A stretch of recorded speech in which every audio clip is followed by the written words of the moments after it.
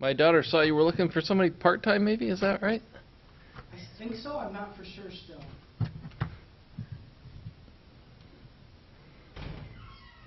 Public comments on any items not listed on the agenda tonight.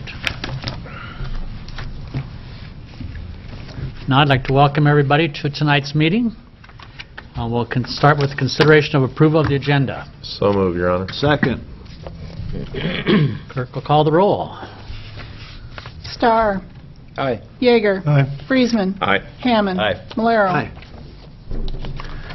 Agenda is approved. We'll next go to the approval of the minutes of the June 25th, July 2nd, and July 9th meetings. So move. Second. Any questions on the minutes? Not, the clerk will call the roll. Yeager. Aye. Friesman. Aye. Hammond. Aye. Malero. Aye. Starr. Aye. Next is consideration approval of the consent calendar. Any questions on the financials or anything on the consent calendar tonight? I might mention on the public health, employees' public health, that's been drained down pretty lowly. That's our reserve. But it made a little comeback in the last month. It's starting to make a little comeback, we hope. That's good. I'd so move. Second. Any further questions? Clerk, call the roll. Friesman. Aye. Hammond. Aye. Malero. Aye. Starr. Aye. Yeager. Aye. Consent calendar is approved. Next is the business of the mayor. Jerry's seen who he is. So. See who Jenny is. I don't have any mayoral business tonight, so we'll proceed right on to number 9A, a request for street closures for the car show on July 28th. And Craig, do you want to come up to introduce yourself and tell us about the car show? I'm Craig Ham, and I've put on a car show for 4 years now. This will be the 4th year for the Trinity United Methodist Church. And I'm here tonight just to see if I can get 2 roads blocked off. It'll be Sprague Street north of the church, and then Milwaukee, that'd be east of the church, from 7 in the morning till 3 in the afternoon. You talked to the police department and all that good stuff, Craig? Did That's it all. squared away? Just gave him the paperwork now. So. Sounds good.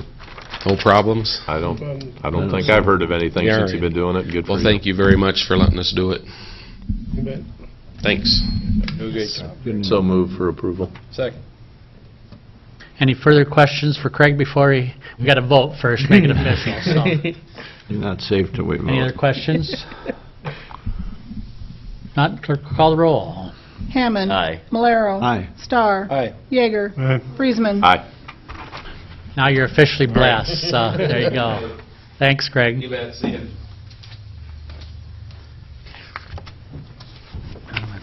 Next is a request for a street closure for Artifest. Stuart, are you here for that one? I'm there. They kind of called me last minute to come, so. We're requesting, I hope this is got it right, that it was be Blunt, which would be on the north side, from Maine to Jackson, and then Jackson from Blunt to Kelly, Kelly to Maine. And it's for the Artifest on August 18th, and it will mainly for safety. Blunt's already closed in the morning for farmers market, so that's probably be closed a little early already. We have a lot of traffic between Central Park and the Arts Center, and we're going to be using the, we'll have some music, they'll be using the stage, so we just want to prevent any issues in terms of safety or traffic. So. And it'd be from, I think, 9 o'clock to 3 o'clock. Not including the farmer's market time. Okay. Kind of same question. Run it through the police department and I believe they did. I Where do don't I know. know? Did they run it to you guys yet? You don't. All right. Like I said, I just got Not your area. my area. Yeah. We will if not. So I'll check with sure. them. Yeah. So No. This is pretty, Second. You were going to close which streets again? was it okay? I may have the wrong one. The one north of the 3 around the park. around the park. Yeah, 3 around Blunt, the park. Jackson, and Kelly. Well, yeah, Jackson and Kelly. Yes. Okay. Yeah. Kelly from Maine to Jackson, I think he's a different street. Any other questions?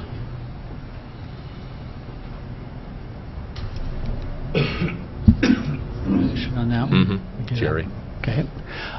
Clerk will call the roll. Malero. Aye. Starr. Aye. Yeager. Friesman. Aye. Hammond. Aye. Motion approved, and we'll wish you a good Artifest. Thank you. I hope you all come. Thanks. All right. Next, we'll go on to consideration of Resolution 10918, approving sidewalk replacement agreement for the 100 block of North Main and the 600 block of Clark Street. We've had a lot of discussion about this before. Steve, do you want to have any comments on that one, or John?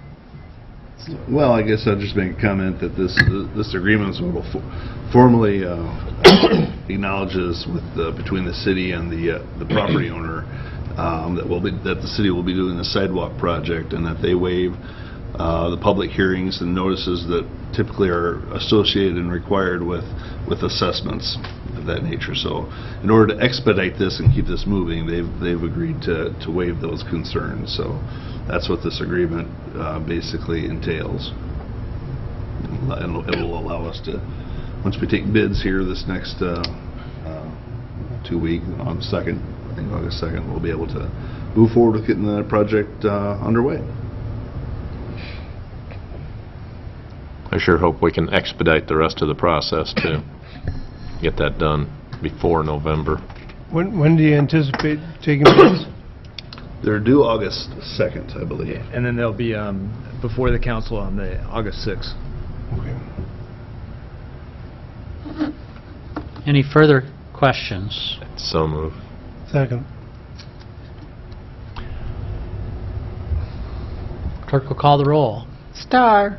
Aye. Yeager. Aye. Friesman. Aye. Hammond. Aye. Malero. Aye. Resolution 109-18 is approved. Next is consideration of Resolution 110-18, approving the new transit agreement with Nyakog. Discussion on this one. Yeah, we've got 2 agreements coming here. This is the one between Nyakog and the city. So this is our agreement that we've historically had with Nyakog to provide the transit administration part of the service. A little bit different setup this way around with the changes that we've made to how we're offering the service. Historically, the city would collect ticket sales and various revenues, I guess mainly ticket sales, and then we would forward those payments on to Nyakog to offset our operating costs. Now, since we are taking on the expense of operating the system, Nyakog will be reimbursing us, so it's going to flow the other way. But and largely, aside from that fact, a lot of it remains very similar to the way it was before. Obviously, we've taken out the language where we talk about a per-ticket reimbursement rate, since that doesn't apply now. But all the reporting requirements, all those type of things that go with the program, the transits, or Nyakog's reimbursement of half the operating deficit still comes into play, of course. So this agreement is what we'll have in place for the next 12 months, retroactive to July 1st, I guess you could say, between the city and Nyakog to provide those services.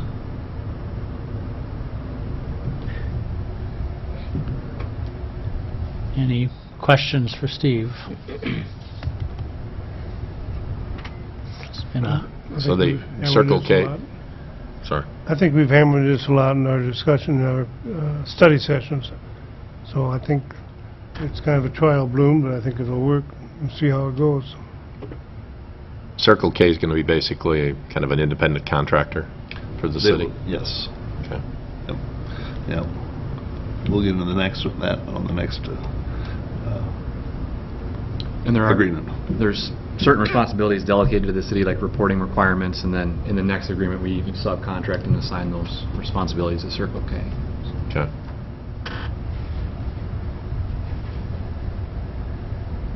Any further questions? I would so move. Second. Clerk will call the roll. Yeager. Aye. Friesman. Aye. Hammond. Aye. Malero. Aye. Starr. Aye. Next is Resolution 111-18, which is following up the subcontracting to the transit service agreement with Circle K Electronics. This is step 2, huh? Step 2, yep. So, yes, now this is our agreement between the city and our subcontractor, Circle K, which is Dan and Tammy Elthon. And this has been in various stages of completion, and so we just, as of this morning, we've got the final version here, which I laid out for you tonight, and that's why I emailed you to you earlier today. Kind of lays out what the agreement will be between the city and Circle K. In a lot of respects, this MOU will look a lot like our agreement that we had before with NIACOG, how it spells out the responsibilities of each party. In this case, it's responsibilities between the city and our subcontractor, and kind of points out what those differences will be, who's responsible for what. Time frame runs from August 1st, 2018 to June 30th, 2019.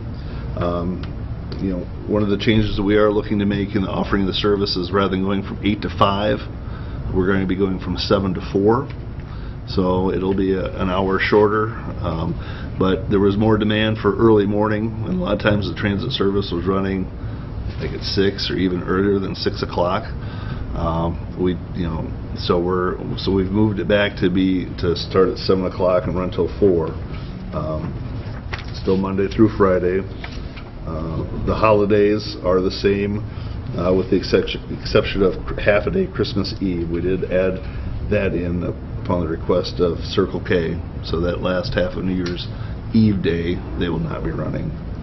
But as far as requirements for notice, you call 24 hours in advance to schedule your ride, if at all possible. The pricing for the rides in here is unchanged. $1 for elderly and disabled, $1.50 for students. General public is $4. We don't sell tickets for that. That's just a cash fare. And then we do have the pricing in there for the county and the regional service, which at some point we hope to be able to offer that. We will probably be doing some initial county stuff as far as those places just outside of city limits. Those would qualify as a county fare. Responsibilities of the transit system subcontractor, that would be Elthon's. They're basically in charge of the day-to-day. So, while the city will hire and provide them with drivers, they will oversee the drivers. They will make sure that they're ready for work, that they have their, the city will provide the training and do the drug testing and do all those different types of things you have to do with the drivers. But Circle K will be responsible for making sure those things are kept up.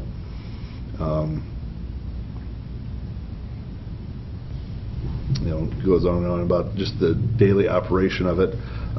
They are going to provide some insurance coverage in addition to our insurance coverage that we'll have through ICAP, through NIACOG, which is what the operators have had historically.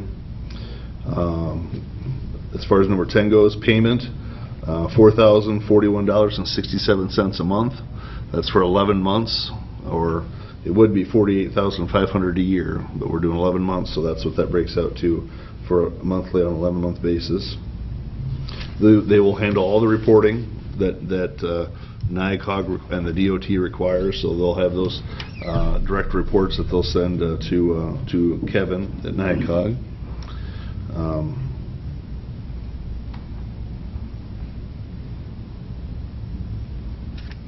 Pretty much sums up what their responsibilities are going to be. Responsibilities of the cities, we're going to lease the vans with the buses. We're going to fuel them. We will insure them through ICAP, the pool that NIACOG offers. I should mention that Elthon's will store the buses out at their place. We'll make payments to them. We'll handle kind of the more macro things, and Elthon's and Circle K will take care of the day-to-day. Yeah, pretty straightforward. They will have nightly deposits that they'll make to the city for any tickets received and cash received, and so we're going to be kind of figuring this out as we go along here. Tammy and I talked a couple times today already on some different nuances and details, and she was hoping to have the phone number for it up and running today. It was due to be in today, but MediaCom couldn't get it to them today, unfortunately, so they're still trying to get that set up. Otherwise, I was hoping to be able to have the phone number to announce yet tonight, but that's not the case. So, but coming along, and we're in agreement with everything. We've reviewed it pretty thoroughly, and I think we're where we need to be. Steve, I apologize for not thinking about this the other night when they were talking at the work session, but is there any reporting from Circle K as far as like the amount of time they're spending on working on this and managing this to the city? Or any tracking of that type of information? Nothing. It's pretty much rides and tickets and revenue. As far as their time put into it, Right. not so much. Okay. I guess when I was kind of putting together what I assumed it would take for them to operate it, to have a person there to dispatch, and assuming the number of hours put in, my number was a little bit higher than what theirs was. Okay. So we were close, but we don't have anything in there as far as that they'll report or dedicate a certain number of hours. Right. I didn't see that, but it probably would be something good to just kind of at least track on a. Yeah, we may or may not want to know that. Yeah, exactly. They're gonna be putting at least 9 hours a day. Right. in. But as far as our half between us and NIACOG, that's going to be the only thing that we could work to control the expenses is the amount of cost that they have into running this. But there's not a whole lot we can do about it, unfortunately. It sounds like. The nice thing is, we'll know the cost now. We'll know how much we're spending on fuel and how many miles we're putting on and how many tickets are sold and for what for what amount and so I think we've got a really a good subcontractor to work with, and they're gonna hold it to what it should be and be prompt and offer a good service. So I think we'll within a few months we'll have a good idea as to where we're at. I've been receiving phone calls wanting to know about regional service to Mason City and back, and I think that's something that if we can at some point we want to be able to offer that, but that may require additional buses, additional drivers, and so depending on how that fits into the schedule and from a cost standpoint, we'll just have to see how it goes. But we want to take care of the in-town service first, and the foster grandparents program, get that figured out and in play, and get it up and running. It's kind of like anything else. Let's walk before we run and then see what we can do. I'm very thankful that they stepped forward to help the city with this. I just think, like you said, I think it's going to be really good for the city to have a lot better information regarding this whole program. It's just, that would probably be some good information too, especially going forward for us to have what I just mentioned in case they decided not to continue on with it. Even though it's not in the agreement, it just informally it'd be nice to get, kind of some of those numbers and hang on to them. Good point. I would so move for approval of this agreement. Second. Steve, did you say, are they going to have a different phone number? They will. Won't be the same? Will there be any connection to people that call the old phone number to forward them to this number, or how about people that have been calling the same number for years? Yeah, and that's why initially we thought having the same number would be very helpful. But in the ability to get things set up and transition, the number is going to have to be live before the old one went out. So that's where we kind of, really upon Kevin's advice and talking through that seemed to make sense to get a new number. I think we've also discussed about having that old number hopefully rolled over. Yeah. Because that's, I know Haggerty's were planning on letting that number go, so it's not a number they plan on keeping. So I'd like to think that we'll be able to work with the phone company to do that. That'd be nice. I think that'd be helpful the first couple months anyway. Yeah. That would be a good idea. Yeah. Absolutely. I know we're a lot further along than this than we were 30 days ago, so I appreciate all the work that the staff has done on getting this set up too, because I know you put a lot of work into it, all of you, so thank you for that. Clerk will call the roll. Friesman. Aye. Hammond. Aye. Malero. Aye. Starr. Aye. Yeager. Aye. Resolution 11118 is approved. Next is the second reading of ordinance 1119 to vacate a section of Grove Street. Any further discussion on this one? Yes, this is the second reading of ordinance number 1119, which is concerning the vacation of a portion of Grove Street west of Illinois Street. And this request is coming to us through Bailey Nursery Company. When the area was originally platted in the 1860s, Grove Street was platted as right-of-way, including through Sherman Creek and including a portion west of Sherman Creek. Although the area, when it was developed, it was never paved as a street. Grove Street ended at Illinois Street, but the area west of Illinois Street and west of Sherman Creek remained as right-of-way, although it's always been used as part of the nursery company's property. The Planning and Zoning Commission, they did meet and they held a public hearing, and they're recommending the council consider the request and vacate the portion of Grove Street. So we'd recommend approval of ordinance 1119, vacating that portion of Grove Street. I think this is pretty clear that it's been needed a long time, we just didn't do it. I would so move. Second. Any other questions or discussion? Not, clerk will call the roll. Hammond. Aye. Malero. Aye. Starr. Aye. Yeager. Aye. Friesman. Aye. Motion passes. We'll have the second reading of ordinance 1119. Ordinance number 1119, an ordinance vacating a portion of Grove Street in Charles City, Iowa. Oh, simple. Thank you. That's it. We'll move on then to the third reading of ordinance 1117, which is restricting truck and trailer parking. Questions on this one or discussion?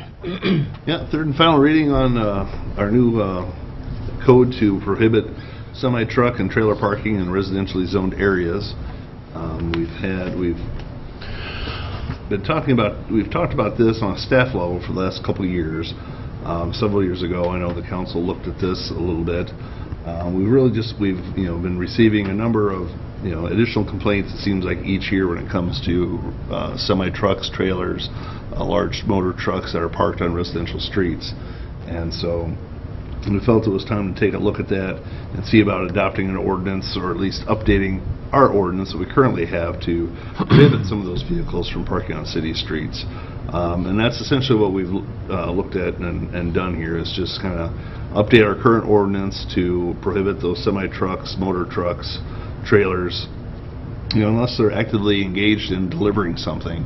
If they're just parked there, that's going to be prohibited. So we've been talking about this now for the last 2 months, and I talked to Chief Anderson earlier today, and he has not received any calls or concerns about it. He's reached out to a couple different truck owners in town, one specifically that we've had some issues on, and it's not an issue because apparently they're buying some adjacent property where they're going to be able to park their trucks off the street. So to my knowledge, we haven't received any concerns or complaints or questions at City Hall. So I think we're in a pretty good place to go ahead and have this third reading and approve the ordinance. Any questions? Anybody else received any comments on the council? I have not. No. I would so move, Your Honor. I'd second that. Any further discussion? We'll have the clerk call the roll. Malero. Aye. Starr. Aye. Yeager. Aye. Friesman. Aye. Hammond. Aye. Motion passes. We'll have the third reading of ordinance 1118. 1117. Okay. Third reading of ordinance 1117, amending section 69.09 of the Charles City Code for the purpose of restricting truck and trailer parking in residentially zoned areas and adoption. All right, I think then we need a motion to adopt and publish ordinance 1117. So moved. Second. Any further discussion on that one? Clerk will call the roll. Starr. Aye. Yeager. Aye. Friesman. Aye. Hammond. Aye. Malero. Aye. All right, that ordinance is adopted and will be published.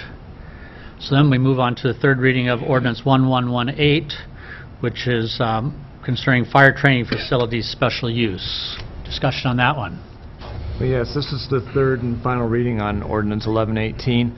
The Floyd County Firefighters Association, they came to the city to get a building permit to construct a fire training facility, but we weren't able to issue that building permit because we don't have either a permitted or a special use for that type of a facility in our zoning ordinance.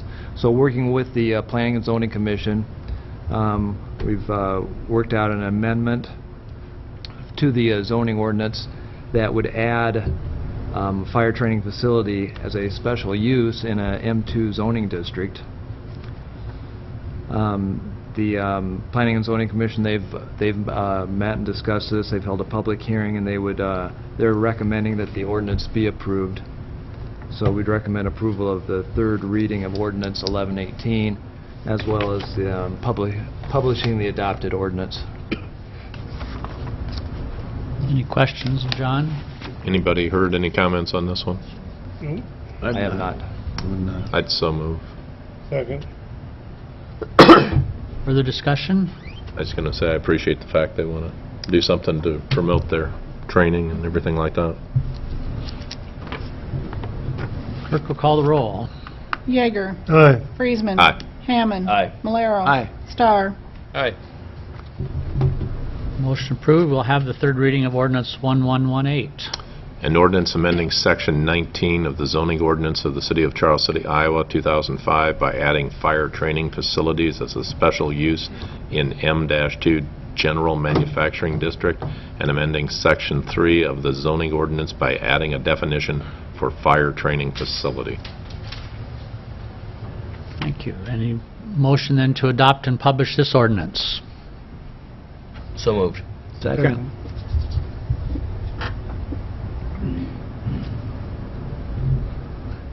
When the clerk gets done writing, we'll have her call the roll. I give her a chance to write down there, so. Friesman. Aye. Hammond. Aye. Malero. Aye. Starr. Aye. Yeager. Aye. We will adopt that ordinance and get it published. Next is consideration of Resolution 112-18, which is approving transfers for fiscal year 18. We have discussion on this one. Is that you, Ginny, or? Long list of our year-end transfers. I think as Trudy mentioned in the summary, most of these are budgeted items that we budget and plan for on an annual basis.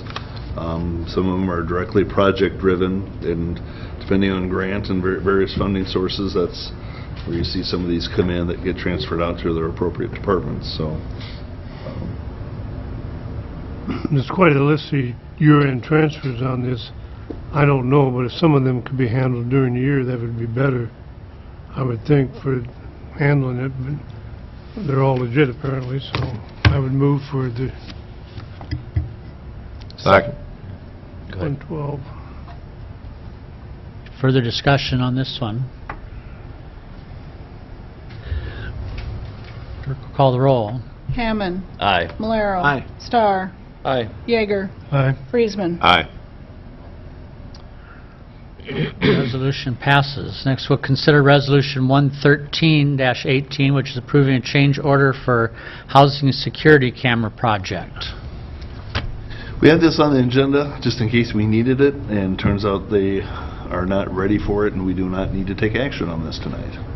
So we might have it at an upcoming meeting, but it might be small enough that we can go ahead and approve it and not have to, I mean, I think it's going to be a couple $100 ultimately, so nothing the council's going to have to worry about. Right. Easy one there. Yeah. So now we'll go to 114-18, which is the purchase of a fairway mower. Have discussion on that one. Yeah, fiscal year 19 here, one of the large capital items that we budgeted in the Park and Rec Department is to replace the fairway mower at the golf course. And we had budgeted $25,000 for a used mower.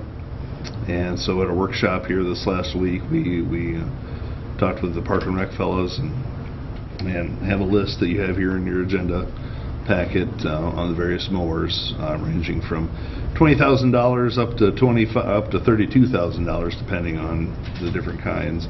The one they settled on was a 2013 John Deere. It only has 900 hours on it, which compared to the rest is quite a low number of hours, and the price tag on that is $24,000. That same model, the 7700, is consistent with the model that we have out there. So while the old one won't be used any longer, it'll be available for parts and emergency use only, it would appear, as there's no trade-in value left on the old one that we have. So recommendation is to approve that purchase from Precision Turf Products for the John Deere 7700 for $24,000. So move. Second. Any further discussion? I think The funding to pay for that, Steve, will come out of? This is coming out of one-day borrowing, basically. So we did a geo levy to purchase this. Okay. I would like to say, too, that I appreciate Joel and Steve's picking apart of the multiple mowers, and didn't just pick the nicest one or the best one, but also the one that is nice and fits the terrain that we have on our course, which, you know, it has some imperfections, and so I appreciate the work they put in on that. Yeah, that was one of the things they mentioned, that is that the mower heads, they had to get the heavier mower heads because of the terrain, I think, as you say, for our course. It's, you know, it's not as smooth a terrain as some golf courses. So yeah, I think they certainly got the best value of the bunch here. all right. Call the roll. Malero. Aye. Starr. Aye. Yeager. Aye. Friesman. Aye. Hammond. Aye. Resolution 11418 passes, and we'll go to 11518, which is purchase of pool playground surface. Yeah, so in a similar vein, we also budgeted for some capital expenditure work out at the pool, and we have some the playground area in the pool there where, as you recall the pictures from the other night, the surface is pretty worn and is actually getting to be in pretty bad condition. So what we're looking at tonight is to approve the bid from All Inclusive Recreation from Farmington, Missouri for $13,718.12, and that will purchase a poured-in-place rubber mat material that will serve as the new playground, rather than having the independent squares that get glued down in place, put in place. This will be a poured in place type of solution. The main reason we went with this is that the squares that you stick down there anymore, they're 2 inches thick, and ours is, when it was built, is only built 1.5 inches. So if we went with the 2, we'd have a bit of a tripping hazard. So so this will be a little bit more appropriate product and fit to what we have, and it'll be black mixed with another color, so we have to figure out what that color is going to be. But we recommend approval of this bid from All Inclusive Recreation. Does it have to come back when they pick the color then, or? No, but we're taking recommendations. Only if they pick the wrong color. Yeah, exactly. I'd move for it, and orange would be a great color. I'll second. Any further discussion? And the funding for this, Steve, same thing? Same thing. They One day borrow. borrow, yeah. And the nice thing about this pour-in product is that it can be poured in around the equipment currently in place, and then if down the road we decide to upgrade that equipment, it can just be cut out right around that without having to remove this product, and then new playground equipment can be installed and additional stuff poured back in. So really easy transition if we go that route down the road. Any further questions, discussion? Clerk, call the roll. Starr. Aye. Yeager. Aye. Friesman. Aye. Hammond. Aye. Malero. Aye. Resolution 115-18 is approved, and we'll move to 116-18, which is a change order number 1 for 2018 Hildreth Street Reconstruction Project. And this is what I talked a little bit about briefly at our last workshop. I talked about 2 change orders. There's actually one change order 1, change order 2. That's what I emailed those out to you earlier today, and I printed them off and laid them up there in front of you to take a look at. I'll have John talk about the details, but this change order number 1 has to do with the gaining access to connect the water, make the water connection for the Hildreth project, and the change that had to be made to be able to do that. And the second change order is in regard to the changing of the materials due to the DNR requirements. So, John, do you want to talk about that? Yeah, on change order number 1, the Hildreth Street project includes a new water main. And the water main is terminating on the north end. It's the existing water main is actually on the north side of Gilbert, so we had to go underneath Iowa Highway 14, and the DOT they didn't want an open cut, they wanted it bored underneath. Well, and during the design process, rock borings were taken, and the north boring was between 3rd and Gilbert, and that showed rock at about 8.5 feet deep. But when they got ready to do the boring underneath 14, the rock was shallower underneath the highway there, and they were not able to conventionally bore it. They had to bring in special equipment and do rock boring to get it underneath the highway. And that's what change order number 1 is all about, is because of those changed conditions and requiring different equipment, and due to lost time, it had an impact of $29,753 for the total amount of change order number 1. And you mean Highway 18, not 14? No, No, it's 14. Gilbert Street. Oh. It's 14. 18 actually goes. That's right, I remember. Okay, south. sorry about that. Uh-huh. I suppose the DOT will pay for that. I suppose the DOT will probably pay for that since it's their road, right? I'm surprised they let us Unfortunately, put no. our pipe under their road. Unfortunately, like any other construction project, is once you open stuff up, sometimes it's not what you expect, and unfortunately, it's what happens. It's changed conditions, yeah. Mm-hmm. Now, change order number 2, as Steve mentioned, this was after the plans were submitted to the DNR for the water main permit, and after bids were taken, then we received information back from the DNR. In the past, there's always been separation requirements between water main and sanitary sewer, but storm sewer was never looked at as sewer. Now the DNR is saying, well, storm sewer is the same as sanitary sewer, so those separation requirements apply whether it's storm sewer or sanitary sewer. And so basically what has to be done is storm sewer has to be constructed out of water main like material. It has to be as watertight as water main.